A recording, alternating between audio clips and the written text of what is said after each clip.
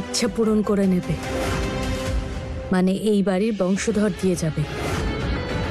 তারপর ও নাচবে আর তুমি তোমার মাথা চাপড়াবে। ব্রত তো তখনই সম্পূর্ণ হবে ছোট মা, যখন ব্রত শেষ হওয়ার আগে ওই বাড়িতে এসে পৌঁছাবে। তাই কিছু করেছো নাকি তুমি?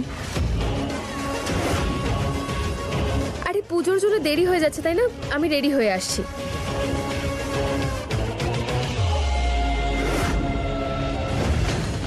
কিছু একটা লুকোচ্ছে। লোকা লোকা, যত পারিস লোকা। আমিও মাটি ঘুরে সত্যিটা বার করেই ছাড়ব। কি মনে হয় ওর আমার সাহায্য ছাড়া এই মহাসংগ্রাম জিতে যাবে ও?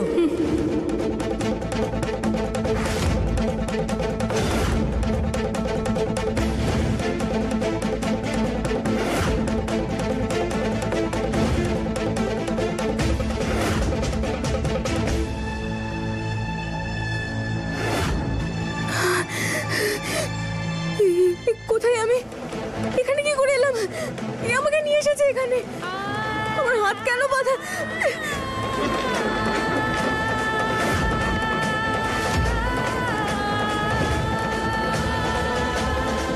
হে দেবী মা, পুজো শুরু হতে তো আর 8 ঘন্টা বাকি মাত্র। যদি আমি ঠিক সময় না পৌঁছতে পারি তাহলে সব শেষ হয়ে যাবে।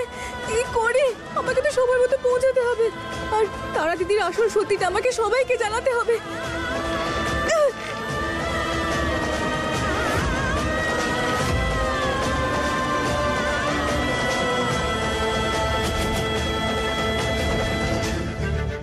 ঠাকুরন, আমি গোটা বাড়িতে খুঁজেছি, কিন্তু ফুলকে কোথাও খুঁজে পেলাম না। ওকে ফোনেও পাচ্ছি না। এমনটা কি করে হতে পারে? ও তো এখানেই ছিল।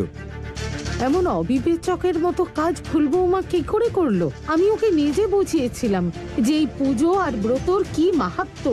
যদি ফুল বৌমা এখানে আসার আগে তারা বৌমা এখানে চলে আসে তাহলে কে জানে কি হবে। চিন্তা করো না তুমি, ও সময় মতো চলে আসবে। যখনই সবকিছু ঠিক হওয়ার কথা আসে, কোথায় হারিয়ে যাই, কোথায় তুমি ফুল? পুজোর থেকে জরুরি কাজ আর কি হতে পারে?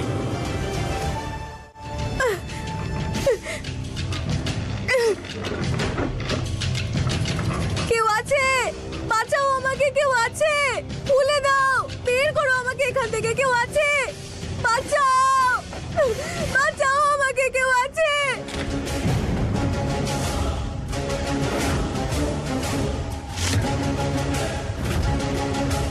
মনে হচ্ছে আমার আওয়াজ শুনে কেউ আমাকে বাঁচাতে এসেছে। কে? আমাকে বাঁচাও প্লিজ, আমার হাতটা খুলে দাও।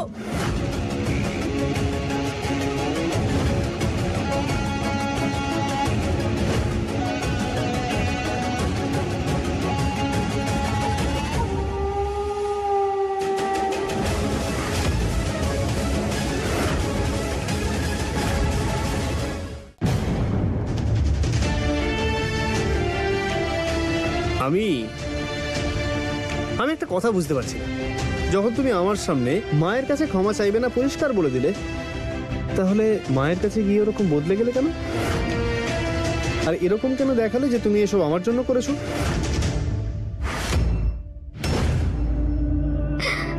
আচ্ছা, তো মাথা কাটানোর দরকার নেই। আসলে ব্যাপারটা হলো এটাই, যখন তোমার মা আমাকে দিয়ে ক্ষমা চাওয়ানোর কথাটা তোমায় বলছিলেন, আমি শুনে ফেলেছিলাম।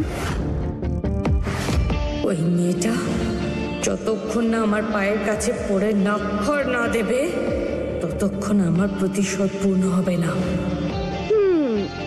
আমি তো শুধু তোমার পরীক্ষা নিচ্ছিলাম যে তুমি আসলে মানুষটা কেমন। তুমি আমাকে দিয়ে শেষমেশ ক্ষমা চাওয়ানোর চেষ্টা করো কি না, কিন্তু তুমি করোনি। কিন্তু রাগ তো তোমার হয়েছিল, তাই না?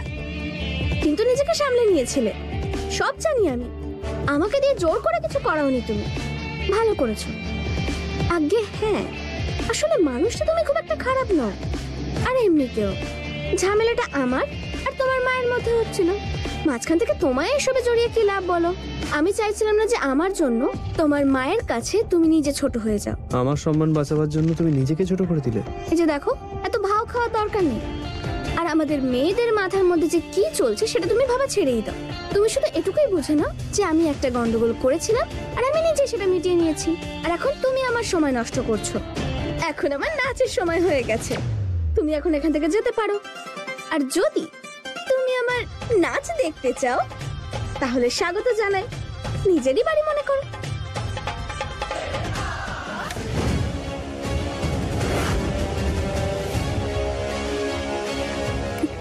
কে তুমি? কেন বেরিয়েছো? আমাকে খুলে দাও, খুলে দাও, আমাকে বের করো এখান থেকে, খুলে দাও না, বের করো আমাকে। আরে ম্যাডাম, নিজেকে কেন এত কষ্ট দিচ্ছেন?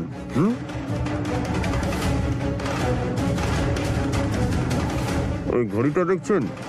ঠিক করে যে আওয়াজ হচ্ছে সেটা শুনুন, আর এখানে চুপচাপ বসে থাকুন। একটু পরে আপনাকে ছেড়েই দেব। সময়টাই তো নেই আমার কাছে, আমি অপেক্ষা করতে পারবো না। পুজোর সময় শেষ হওয়ার আগে আমাকে বাড়িতে পৌঁছতেই হবে। কিন্তু এই লোকটাকে কি বলছে যে আমাকে একটু পরে নিজেই ছেড়ে দেবে? যদি ছেড়েই দেবে তাহলে বেঁধে কেন রেখেছে? কি কি চাও তুমি আমার থেকে? টাকা চাই? বলো কত টাকা চাই। তুমি একটা কাজ করো, আমার কাছে যত সোনা গয়না আছে সব নিয়ে নাও, কিন্তু আমাকে ছেড়ে দাও, ছেড়ে দাও আমাকে, ছাড়ো আমাকে, যেতে দাও আমাকে। পুজোর জন্য তো সময় আমাকে পৌঁছতেই হবে, মা ঠাকুরন অপেক্ষা করছেন।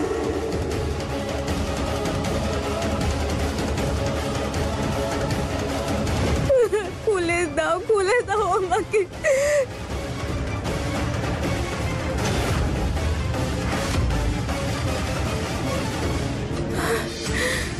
কি হয়েছে কি আপনার? দম বন্ধ হয়ে আসছে, দম বন্ধ হয়ে আসছে।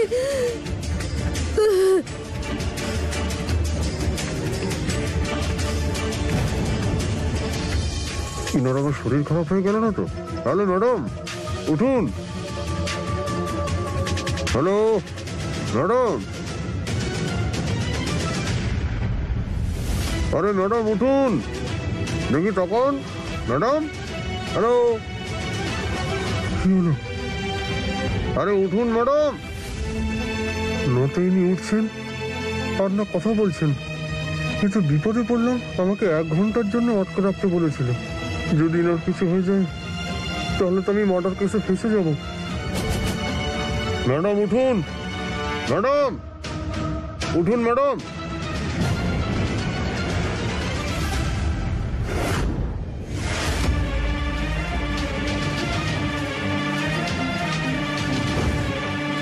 আরে ম্যাডাম উঠুন, আরে ম্যাডাম উঠুন।